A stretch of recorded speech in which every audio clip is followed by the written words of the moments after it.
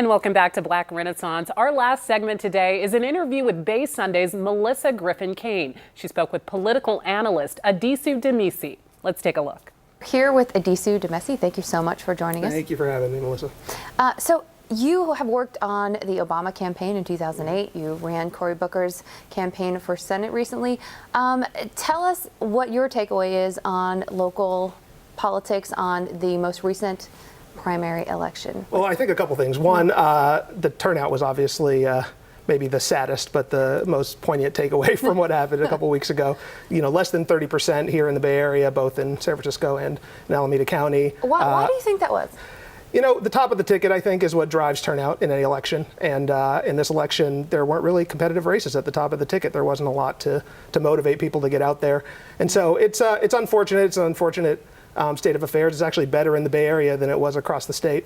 But I think, you know, when we get to November, people are more used to voting. You're going to have obviously a higher turnout, still with no competitive races at the top of the ticket, and that's going to make it more difficult for Democrats, generally speaking. Now, there are a couple of initiatives on the ballot in November. Is that going to help or hurt Democrats, you think? I mean, I think it can only help to have anything on the ballot that's going to drive turnout. Really, lower turnout favors Republicans, higher turnout favors Democrats.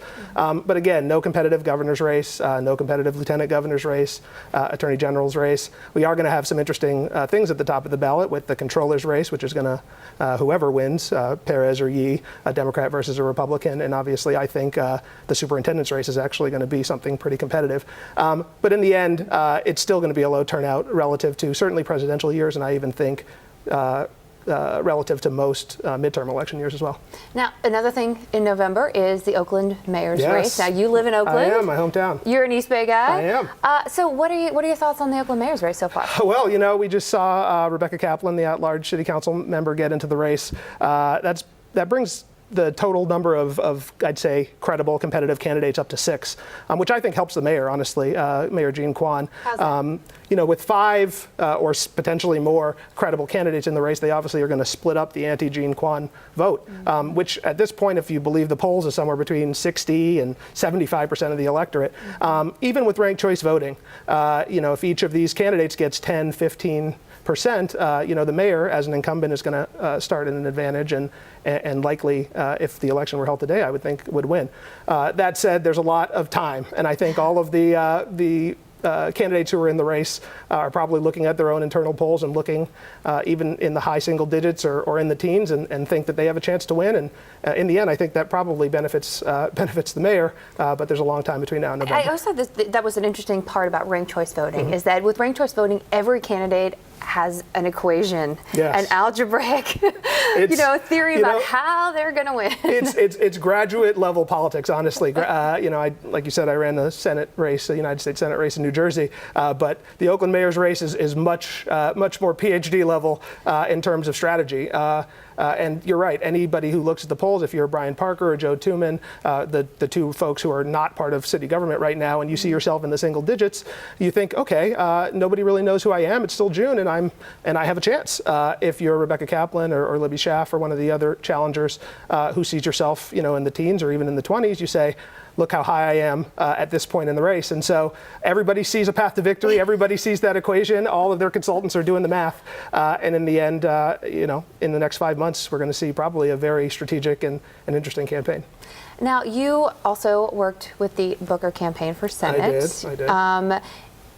Do you have his number? I do, but I can't give it to you. Why not? You know. You can't, not even right here while Not the even cameras right are here on? on television. A great guy, the senator is, and texts probably more than a campaign manager or his chief of staff wants him to. But a good guy, and I'm happy that he's in the United States And Senate. you're protecting him from me. And I'm protecting him from I see what you're doing. Okay, but I did want to ask, New Jersey is similar to California in the sense that you have a terrific Democrat majority in the legislature. Sometimes you go for a little more of a conservative executive in both places. But talk to us about what it was like to work there versus in California politically.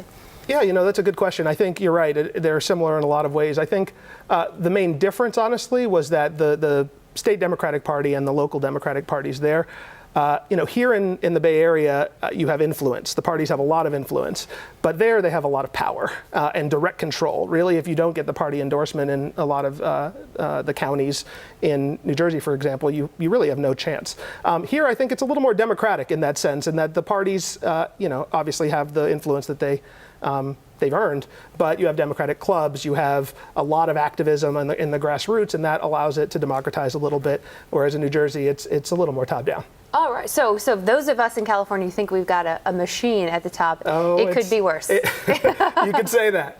All right, terrific. Addisu Demissie, thank you so much for being here. For KPIX 5, I'm Melissa Griffin Caen.